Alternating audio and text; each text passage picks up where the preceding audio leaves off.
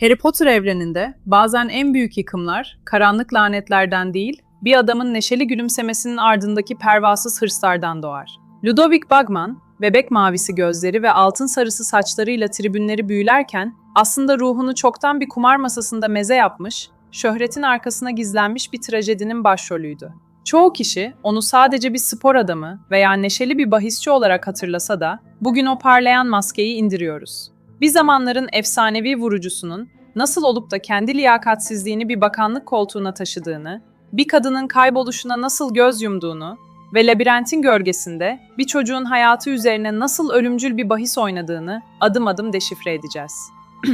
Hoş geldiniz Büyüce Şura üyeleri. Bugün popülaritenin adaleti nasıl kör ettiğini, bir şampiyonun nasıl bir dolandırıcıya dönüştüğünü ve Ludo Bagman'ın pervasızlığının cin cücelerle büyücü dünyasını nasıl geri dönülemez bir savaşın eşiğine getirdiğini tüm detaylarıyla inceliyoruz.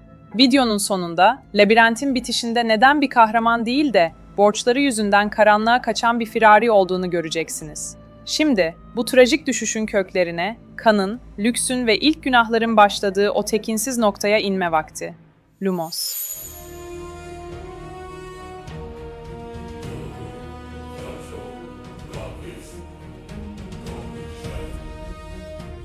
Ludovic Bagman'ın trajedisini anlamak için onun yetiştiği o zehirli, ayrıcalık ikliminin derinliklerine inmemiz gerekiyor. Bagman ailesi, büyücü dünyasının aristokratik katmanlarında sadece soyadıyla değil, kurdukları tehlikeli ağlarla da tanınan bir hanedandı. Ludo Bagman, bu dünyanın içine sıradan bir çocuk olarak değil, kuralların sadece başkaları için geçerli olduğuna inandırılmış bir prens olarak doğdu. Onun çocukluğu, lüksün ve liyakatsizliğin harmanlandığı, ahlaki pusulanın ise henüz kutusundan çıkmadan kırıldığı bir dönemdi. Ludo Bagman'ın karakterindeki o devasa boşluğun ilk mimarı babasıydı. Sihir Bakanlığı koridorlarında nüfus sahibi olan Baba Bagman, oğlu için sadece bir ebeveyn değil, yozlaşmış bir rol modeliydi. Evlerinde kurulan akşam yemeği sofraları, sıradan aile sohbetlerine değil, Augustus Rookwood gibi karanlık figürlerle yapılan kirli pazarlıklara ev sahipliği yapıyordu.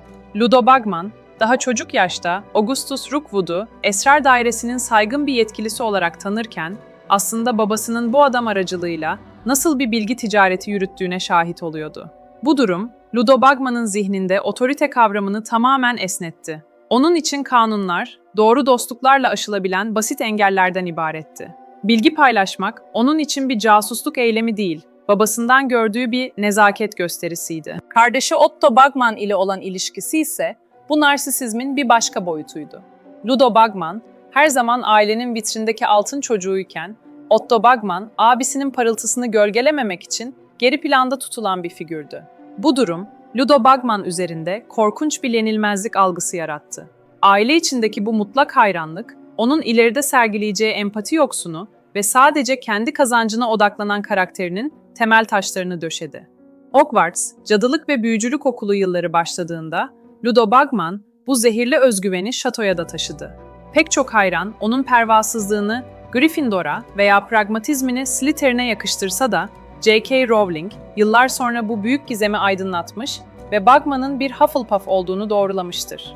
Ancak Ludo, binasının temsil ettiği sadakat ve dürüstlük erdemlerini taşımak yerine Hufflepuff'ın o zararsız ve neşeli imajını profesyonel bir maskeye dönüştürdü. Onun için sarı siyah armayı taşımak, gerçek niyetlerini gizleyen mükemmel bir kamuflajdı. Okuldaki başarısı, akademik bir azmin değil, fiziksel yeteneklerinin ve soyadının yarattığı illüzyonun bir sonucuydu. Derslerdeki başarısızlıkları veya kural ihlalleri, profesörlerin ona olan yıldız oyuncu hayranlığı ve babasının Sihir Bakanlığındaki bitmek bilmeyen bağlantıları sayesinde her seferinde hasıraltı edildi.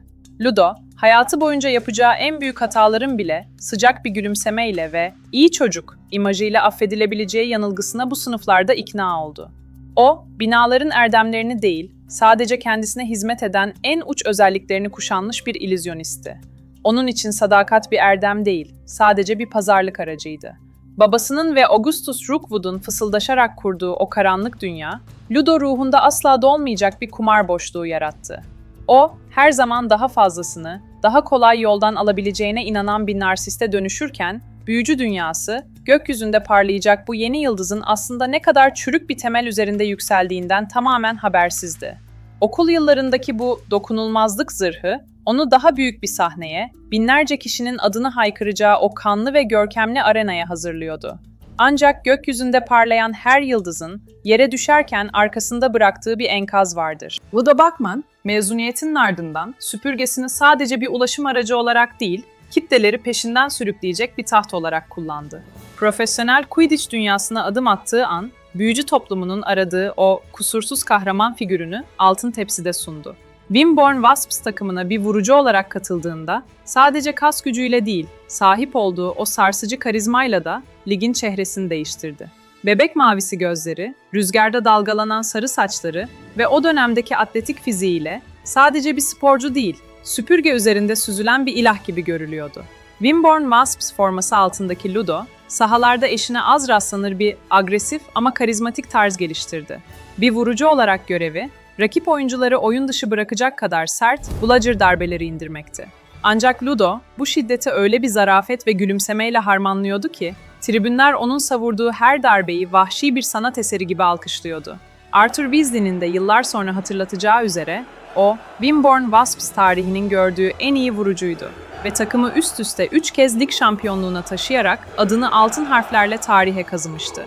Bu başarılar onu sadece yerel bir kahraman yapmadı. Çok geçmeden İngiltere Milli Quidditch takımının vazgeçilmez as oyuncusu haline geldi. Bu dönemde Ludo Bagman için şöhret, ahlaki sınırların çok ötesine geçen bir maymuncuğa dönüştü. Profesyonel başarısı, ona büyücü dünyasındaki her kapıyı sonuna kadar açıyordu. Restoranlarda en iyi masalar onun için ayrılıyor, en gizli davetlerin baş konuğu oluyor ve daha da önemlisi, yaptığı hatalar bir şampiyonun küçük kusurları olarak görülüp görmezden geliniyordu. Profesyonel Quidditch kariyeri boyunca kazandığı bu dokunulmazlık, onun narsist kişiliğini besleyen en büyük zehirdi. O, binlerce kişinin adını haykırdığı o arenalarda, kendisinin kurallardan ve yasalardan üstün olduğuna dair o tehlikeli inancı mutlak bir gerçeğe dönüştürdü. Ancak bu parıltılı hayatın arkasında, sahadaki o sert adam imajı, aslında içindeki derin boşluğu ve kumar dürtüsünü saklayan bir kalkandı. Kazandığı her şampiyonlukla birlikte, daha büyük riskler almaya, daha tehlikeli oyunlar oynamaya başladı. Başarı sarhoşluğu, onun gerçeklik algısını öyle bir bozmuştu ki, gökyüzünde kontrol ettiği bludgerlar gibi, insanların hayatlarını ve güvenini de istediği gibi savurabileceğini sanıyordu. Büyücü dünyası, tribünlerden gelen o sağır edici alkışlar arasında, kahramanlarının aslında bir uçuruma doğru son sürat uçtuğunu fark edemeyecek kadar büyülenmişti. Fakat gökyüzündeki şampiyonluklar, masadaki borçları kapatmaya yetmeyecekti. Ludo Bagman, hayatının en riskli hamlesini yapmaya hazırlanırken, sadece bir dostunun değil, tüm büyücü dünyasının güvenini sarsacak o karanlık mahkeme salonuna doğru adım atıyordu. 1981 yılı, büyücü dünyası için bir kurtuluş yılı olsa da, karanlığın tortuları mahkeme bloklarında hala taze bir nefes gibi dolaşıyordu. Lord Voldemort'un düşüşünün ardından başlayan ölüm yiyen duruşmaları, adaletin tesis edildiği bir arenadan ziyade, kimin ne kadar suçlu olduğunun pazarlık masasına yatırıldığı bir tiyatro sahnesine dönüşmüştü. İşte bu tozlu ve soğuk mahkeme salonunun en dikkat çekici sanığı, ne asık suratlı bir katil, ne de pişman bir müritti. O gün sanık sandalyesinde halkın sevgilisi Ludovic Bagman oturuyordu. Ludovic Bagman'ın bu karanlık tabloda yer almasının sebebi, esrar dairesinde görev yapan ve aslen Lord Voldemort'un en tehlikeli casuslarından biri olan Augustus Rookwood ile kurduğu o safça ilişkidir. Ludo, babasının eski dostu olan bu adamla, Sihir Bakanlığı içindeki çok gizli bilgileri paylaşmakla suçlanıyordu. Teknik detaylara indiğimizde, bu bilgileri sızdırırken kullandığı yöntem, bir casusun titizliğinden ziyade, bir kumarbazın dikkatsizliğini yansıtıyordu. Rookwood'un kendisine bakanlıkta iyi bir gelecek vaat etmesi, Ludo Bagman'ın zihnindeki etik barajı yıkmaya yetmişti. O, sadece bir dostuna yardım ettiğini iddia ediyordu. Ancak sızdırdığı her bilgi, karanlık tarafa giden yolda bir taş daha döşüyordu. Bu duruşma, büyücü tarihinin en epik ideolojik çarpışmalarından birine sahne oldu. Bir yanda düzenin ve sert disiplinin temsilcisi Barty Crouch Sr., diğer yanda ise halkın şımarık ama parlayan yıldızı Ludo Bagman. Barty Crouch Sr., adaleti sağlamak ve Azkaban'ı gerçek suçlularla doldurmak konusunda saplantılı bir hırsa sahipti. Onun için Bagman, popülaritesinin arkasına saklanan bir hainden fazlası değildi ve onu Azkaban'ın soğuk hücrelerine göndererek tüm topluma ibretlik bir ders vermek istiyordu. Crouch için bu dava, büyücü dünyasının liyakat ve adaletle mi, yoksa şöhret ve torpille mi yönetileceğinin testiydi. Ancak mahkeme salonunda gerçekleşen o meşhur an, adaletin terazisinin nasıl kırıldığını tüm çıplaklığıyla gösterdi. Büyüce Şura üyeleri, sunulan kanıtlara veya sızdırılan bilgilerin vahametine değil, karşılarında oturan adamın son maçta attığı o muazzam bludger darbesine odaklanmıştı. Bir jüri üyesinin ayağa kalkıp Ludovic Bagman'ın Quidditch kariyerini övmesi ve diğerlerinin bu övgüye alkışlarla katılması, Barty Crouch Sr.'ın zihnindeki hukuk anlayışını yerle bir etti. Bagman, popülaritesinin yarattığı o görünmez zırh sayesinde beraat ederken, Crouch'un gözlerindeki nefret kalıcı bir kor haline geldi. Barty Crouch Sr.'ın yıllar boyu sürecek ve Ludo'yu gördüğü her yerde kusacağı o bitmek bilmeyen öfkesi, adaletin popülariteye kurban edildiği o gün o salonda mühürlendi. Ludo Bagman, duruşmadan gülümseyerek çıkarken aslında bir bedel ödemediğini sanıyordu. Oysa o gün sadece adaleti değil, kendi haysiyetini de o mahkeme salonunda bırakmıştı. Kurtulduğunu sandığı o an, aslında onu bekleyen çok daha büyük ve karanlık bir kumarın, bu sefer kaçamayacağı bir borcun ilk taksidiydi. Mahkemeden beraatla ayrılan bu şanslı adam, şöhretini bu kez bir sporcu olarak değil, bir bürokrat olarak kullanmaya karar verecekti. Ancak bakanlık koridorları, Quidditch sahalarından çok daha tehlikeliydi ve orada alınan borçlar sadece altınla ödenmiyordu. Ludo Bagman, mahkeme salonundan elini kolunu sallayarak çıktığında, sadece özgürlüğünü değil, sistemin zayıflıklarını kullanma anahtarını da cebine koymuştu. Büyücü dünyası, liyakat yerine popülaritenin ödüllendirildiği tehlikeli bir döneme giriyordu. Ve bu yozlaşmanın en somut örneği, Bagman'ın Sihir Bakanlığı koridorlarındaki hızlı yükselişi oldu. Hiçbir idari tecrübesi, siyasi dehası veya bürokratik disiplini olmamasına rağmen, sadece bir zamanlar süpürge üzerinde sergilediği çeviklik sayesinde Sihirli Oyunlar ve Sporlar Dairesi Başkanı koltuğuna oturtuldu. Bu, büyücü tarihinin en büyük yönetim facialarından biriydi. Zira dairesini yönetmesi gereken adam, kendi hayatını bile yönetemeyen bir kumar bağımlısıydı. Sihir Bakanlığı bürokrasisi içinde Bagman'ın varlığı, ciddiyetten uzak bir karnaval gibiydi. O, dosyaları incelemek veya uluslararası spor regülasyonlarını denetlemek yerine, mesaisini yaklaşan maçlar üzerine bahis kurguları yaparak geçiriyordu. Ancak bu ciddiyetsizliğin bedeli, masum bir kadının, Bertha Jorkins'in hayatıyla ödenecekti. Bertha, Bagman'ın dairesinde çalışan, meraklı ve unutkan bir cadıydı. 1994 yazında, Arnavutluk'ta kaybolduğunda, bir daire başkanının yapması gereken tek şey, alarm zillerini çalmaktı. Fakat Ludo Bagman, Bertha'nın kayboluşunu, yine yolunu şaşırmıştır, diyerek basit bir şakaya vurdu ve haftalarca sürecek olan o kritik arama sürecini bizzat baltaladı. Bu ihmalkarlığın arkasında yatan asıl sebep, Ludo'nun o meşhur neşe maskesinin altına gizlediği derin finansal çöküştü. Bertha Jorkins, kaybolmadan kısa bir süre önce Bagman'ın kumar borçları ve yasa dışı bahisleri hakkında tehlikeli bilgilere ulaşmıştı. Ludo için Bertha'nın yokluğu, vicdani bir sızıdan ziyade patlamaya hazır bir bombanın etkisiz hale gelmesi gibiydi. Eğer Bertha aransaydı, dairesindeki finansal kayıtlar incelenecek ve Bagman'ın Sihirli Oyunlar ve Sporlar Dairesi Başkanı olarak kullandığı bütçeyi nasıl bahis masalarında erittiği ortaya çıkacaktı. Kendi borçlarını ve itibarını korumak için bir çalışanının karanlığa gömülmesine kasten göz yumdu. Bu dönemde Ludo Bagman, büyücü dünyasının gözünde hala o, eski dost Ludo'ydu. Bebek mavisi gözlerindeki ışıltı ve her kapıyı açan gülümsemesi aslında arkasındaki devasa bir enkazı perdeliyordu. İçinde bulunduğu kumar bağımlılığı, onu sadece altınlarını kaybetmeye değil, karakterini de satmaya zorlamıştı.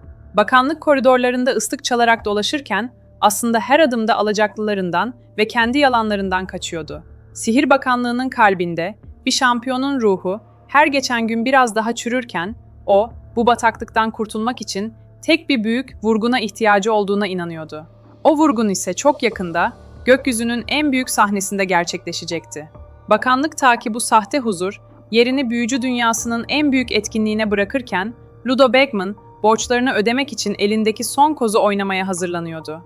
Ancak bu kez, rakibi sadece bahisçiler değil, bizzat cin cücelerin kendisi olacaktı. 1994 yazında, büyücü dünyasının kalbi, Dartmoor'daki o devasa stadyumda atarken, Quidditch Dünya Kupası, sadece bir spor etkinliği değil, trajik bir düşüşün ve devasa bir dolandırıcılığın merkeziydi. Ludo Bagman, bir sihir bakanlığı yetkilisi olarak bu dev organizasyonun en ön safındaydı. Ancak onun zihni, güvenliği sağlamak veya uluslararası gizlilik statüsünü korumakla değil, gırtlağına kadar battığı kumar borçlarını temizleyecek o tek büyük vurgunla meşguldü. Kupa boyunca sergilediği o meşhur vurdum duymaz tavır aslında bir disiplinsizlikten çok daha fazlasıydı. Etrafta binlerce muggle varken parlak sarı siyah Wimborne Wasps cübbesiyle dolaşması ve avazı çıktığı kadar Quidditch terimleri haykırması, şöhretin getirdiği narsisistik bir körlüktü. O, kuralların sadece sıradan büyücüler için olduğuna o kadar inanmıştı ki, bakanlığın güvenlik protokollerini kendi bahis kuponlarının arkasına itmekte hiçbir beis görmedi. Ludo'nun karakterindeki asıl çürüme, o final maçının gölgesinde iki gencin hayalleri üzerinden yaptığı kirli pazarlıkla tescillendi. Fred ve George Weasley, tüm hayat birikimleri olan 37 Galleon, 15 Sickle ve 3 Knut'u, yanında bir de ikizlerin kendi üretimi olan o şaka asasını Bagman'ın avucuna bıraktığında, Ludo, bu parayı bir umut ışığı olarak değil, sadece anlık bir nakit akışı olarak gördü. İrlanda'nın kazanıp Viktor Krum'un Snitch'i yakalayacağı o imkansız senaryo gerçekleştiğinde, Ludo'nun ödemesi gereken bedel artık kendi finansal intiharı demekti. İşte tam o an neşeli Ludo maskesi düştü ve yerini profesyonel bir suçluya bıraktı. İkizlere yaptığı ödemeyi cin cüce altını ile yapması, basit bir dalgınlık veya şanssızlık değildi. Ludo, bu altınların birkaç saat içinde yok olacağını, ikizlerin elinde sadece boş bir hava kalacağını bilecek kadar bu işlerin içindeydi. Bu, bir şampiyonun hatası değil, iki çocuğu kasten, bilerek ve soğukkanlılıkla dolandıran bir adamın suçüstü yakalanmış halidir. Ancak Bagman'ın ihaneti sadece Weasley ailesiyle sınırlı kalmadı. Onun asıl korkusu, stadyumun karanlık localarında kendisini bir gölge gibi izleyen Goblin borçlarıydı. Başta Griphook olmak üzere, cin cüceler Ludo'yu adeta bir avcı gibi köşeye sıkıştırmıştı. Ludo, aynı sahte altın numarasını bu kadim ve tehlikeli ırk üzerinde de denemeye kalkışarak, büyücü dünyası ile cin cüceler arasındaki 1000 yıllık kırılgan barışın altına bir dinamit yerleştirdi. Goblinler için borç kutsaldı ve bir büyücünün onlara değersiz muamelesi yapması türler arası bir hakaretti. Bagman'ın kişisel kumar hırsı, Sihir Bakanlığı'nın en üst düzeyinde uluslararası bir diplomatik krize evrilirken, o hala bir sonraki bahsin onu kurtaracağına dair o hastalıklı umuda tutunuyordu. Kupanın o kan donduran final gecesinde, gökyüzünde karanlık işaret yükselirken ve ölüm yiyenler kampı ateşe verip masum insanlara işkence ederken, Ludovic Bagman'ın sergilediği tablo, bir insanın vicdanının nasıl tamamen iflas edebileceğinin en somut kanıtıdır. İnsanlar can havliyle ormana kaçarken, Arthur Weasley onu ağaçların arasında, olup biten vahşetten tamamen bir haber, sadece kaybettiği altınların hesabını yaparken bulmuştu. Bu, sadece bir saftillik değildir. Bu, etrafındaki dünya yanarken ve insanlar ölürken, sadece kendi cebindeki delikleri düşünen bir narsistin mutlak duygusal körlüğüdür. O gece ormanda titreyen adam, Harry Potter evreninin koruması gereken değerleri çoktan satmış, ruhu da tıpkı o sahte altınlar gibi eriyip gitmiş bir firariydi.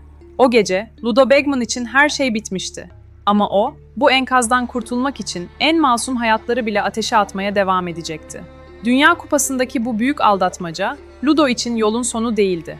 Aksine, o bu bataklıktan çıkmak için her şeyi, hatta Hogwarts'ın o kutsal topraklarını bile kirletecek kadar ileri gidecekti. 3 büyücü turnuvası başlarken, Bagman'ın elindeki son kumar kağıdı Harry Potter'dı. Hogwarts, Cadılık ve Büyücülük Okulu, yüzyıllar sonra yeniden düzenlenen bu kadim ve ölümcül turnuvaya ev sahipliği yaparken, Ludo Bagman, organizatör koltuğunda tarafsızlığın sembolü gibi oturuyordu. Ancak o parlayan maskenin arkasında, ruhu iflas etmiş bir adamın çaresiz çırpınışları vardı. Ludo için bu turnuva, ne büyücü dünyasının birleştiği bir barış projesi, ne de genç yeteneklerin sınavıydı. O, Sihirli Oyunlar ve Sporlar Dairesi Başkanı yetkisini, sadece gırtlağına çöken Goblin borçlarını temizlemek için kullanıyordu. Goblinler artık ne sahte altınları, ne de boş vaatleri kabul ediyordu. Onlar gerçek bir zafer ve gerçek altın istiyordu. Ludo'nun elinde kalan tek hamle ise, turnuvanın kaderini kendi bahis kuponuna göre şekillendirmekti. Harry Potter'a yaklaşırken sergilediği o cana yakın tavır, aslında tamamen zehirli bir finansal kaygının ürünüydü. İlk görevde, Macar boynuz kuyruk ile karşılaşmadan hemen önce, Harry Potter'ı kenara çekip birkaç ipucu verme teklifi, sıradan bir sempati gösterisi değildi. Bizzat kendi yatırımını koruma çabasıydı. Harry Potter, Ludo için bir kahraman değil, sadece borçlarını silecek bir piyango biletiydi. Bir jüri üyesi olmasına rağmen etik sınırları ve turnuva kurallarını hiçe sayarak Harry Potter'a hile yapması yönünde baskı yapmaktan çekinmedi. İlk görevde Harry'nin uçuş becerilerine verdiği tam 10 puan aslında adaletin değil, kendi hırsının bir yansımasıydı. Zira rakip okul müdürü Igor Karkarov ne kadar taraflıysa, Ludovic Bagman da kendi cebi için o kadar körleşmişti. Turnuva ilerledikçe Ludo'nun üzerindeki baskı, sahalarda göğüslediği Bludger'lardan çok daha ağır bir hale geldi. Üç süpürge hanında, goblinler tarafından köşeye sıkıştırıldığı o anlarda, çevresine yaydığı o sahte neşe artık paramparçaydı. Viktor Krum ve Cedric Diggory gibi diğer şampiyonların can güvenliği, Ludo'nun zerre kadar umurunda değildi. O, labirentin dışında beklerken aslında karanlık bir ölüm bahsi tutuyordu. Genç büyücüler, labirentin içinde kadim yaratıklarla ve lanetlerle boğuşurken, tek derdi kronometresi ve Harry Potter'ın asasının ucundan çıkacak olan o kırmızı zafer kıvılcımlarıydı. Labirentte Viktor Krum tarafından engellenen o son yardım girişimi, Ludo'nun bir organizatör olarak değil, masadaki son kuruşunu kaybetmek üzere olan bir müptela olarak hareket ettiğinin kanıtıydı. Ancak kader, bir kumarbazın hilelerine boyun eğmeyecek kadar karanlık bir oyun hazırlamıştı. Turnuvanın sonunda Harry Potter ve Cedric Diggory kupaya aynı anda dokunup bir beraberlik elde ettiğinde, Ludo'nun kurduğu o çarpık dünya başına yıkıldı. Goblinler, Harry kazandı iddiasını sertçe reddettiler. Çünkü bir kumar masasında beraberlik, bahisçinin değil, her zaman masanın kazandığı bir sonuçtur. Cedric Diggory'nin trajik ölümüyle tüm büyücü dünyası derin bir yasa boğulurken, Ludo Bagman'ın aklındaki tek şey cesetler değil, kaçmak zorunda olduğu o devasa borç sarmalıydı. O gece, labirentin gölgesinden sessizce süzülüp firar ederken, arkasında sadece bir enkaz değil, büyücü dünyası ile goblinler arasında asla iyileşmeyecek bir nefret tohumu bırakıyordu. Ludo Bagman için labirentin sonu, bir kupaya değil, dipsiz bir karanlığa açıldı. Bir zamanların şampiyonu, şimdi büyücü dünyasının en büyük firarisi olarak tarihin tozlu sayfalarına karışırken, arkasında bıraktığı o kirli mirasın bedelini tüm bir nesil ödeyecekti. Ludo Bagman için labirentin sonu, bir kupaya değil, dipsiz bir karanlığa açıldı. Harry Potter ve Cedric Diggory'nin kupaya aynı anda dokunması, sadece Voldemort'un dönüşünü değil, bir devrin şampiyonunun da mutlak iflasını mühürledi. Goblinler, bu beraberliği Ludo'nun kazanması için bir sebep olarak görmediler. Aksine, bunu bahislerin yanması ve tüm borçların derhal tahsil edilmesi için bir fırsat bildiler. Labirentin dışında, o kaosun ve trajedinin ortasında Ludo Bagman, vicdanının sesini değil, alacaklılarının ayak seslerini duyuyordu. O gece, sessizce ortadan kayboluşu, büyücü dünyası için bir firarın ötesindeydi. Bu, adaletin ve onurun da o karanlıkta kaybolmasıydı. Kayboluşu, büyücü ve cin cüce ilişkilerinde asla kapanmayacak bir yara açtı. Goblinler, üst düzey bir bakanlık yetkilisi tarafından bu denli aşağılanmış ve dolandırılmış olmalarını unutmadılar. Bu olay, Lord Voldemort'un yükseldiği 2. Büyücü Savaşı sırasında cin cücelerin neden tarafsız kalmayı, hatta büyücülerin acılarına karşı kayıtsız kalmayı seçtiğinin en derin ve kişisel sebeplerinden biri oldu. Goblin intikamı, savaş meydanlarında değil, diplomasi masalarında ve boşaltılan mahzenlerde alındı. Bagman'ın kişisel hırsı, tüm bir toplumun kaderini belirleyen o büyük sessizliğe dönüştü. Yıllar sonra, bir zamanların parlayan yıldızının izleri ancak gelecek postasının kıyıda köşede kalmış haberlerinde görülebildiği. Rita Skeeter'ın zehirli kaleminden dökülen notlarda, Bagman artık şanlı bir vurucu değil, tozlu ceketinin içinde saklanan, eski formunu tamamen kaybetmiş ve tanınmamak için gölgelere sığınan bitik bir adamdı. 2014 Quidditch Dünya Kupası sırasında ortaya çıkan raporlar, onun hala bahis kuponlarında adının geçtiğini ama artık bir kahraman olarak değil, bir uyarı levhası olarak hatırlandığını gösteriyordu. Ludo Bagman, yaşarken kendi cenazesini izleyen, şöhretin ve kumarın yuttuğu bir hayaletten farksızdı. Ludo Bagman dosyasını kapattığımızda, elimizde kalan ne görkemli bir şampiyonluk kupası ne de bir kahramanlık hikayesidir. Sadece bir zamanlar gökyüzünün en parlak yıldızıyken, kendi hırslarının ve pervasızlığının karanlığında sönüp giden bir adamın hüzünlü enkazı var. Videonun başında sorduğumuz o soruya dönecek olursak, Ludo Bagman neden bir ölüm yiyenden bile daha tehlikeliydi? Çünkü o, kötülüğün bir lordun asasında değil, bazen sadece bir insanın karakterindeki o devasa, bencil boşlukta gizlendiğinin en somut kanıtıydı. O, kalbinde saf bir nefret taşımıyordu. Ama sadakatten yoksun, sorumluluktan kaçan ve sadece kazanmaya odaklanmış ruhuyla koca bir bakanlığı ve halkın adalete olan inancını yerle bir etti. Peki, bu karakter erozyonu sadece tek bir isimle mi sınırlıydı? Yoksa Ludo Bagman'ın yönettiği o devasa mekanizma, yani yozlaşmış rüşvet çarkları, Örtbas edilen skandallar ve personellerin sessizce yok olduğu o kurum, sihir dünyasının en derin yarasını mı saklıyordu? Bir sonraki dosyamızda asıl büyük resme bakıyoruz ve bakanlığın o en eğlenceli ama en kirli koridorlarına giriyoruz. Sihirli Oyunlar ve Sporlar Dairesi. Dünya Kupası'nın o karanlık gölgesinde dönen kurumsal oyunlara kadar, sihir dünyasının en büyük yozlaşma hikayesine hazır olun. Gerçekler sadece arayanlar içindir. Yadigarları tamamlamak ve hikayenin efendisi olmak için topluluğa katılın. Nox.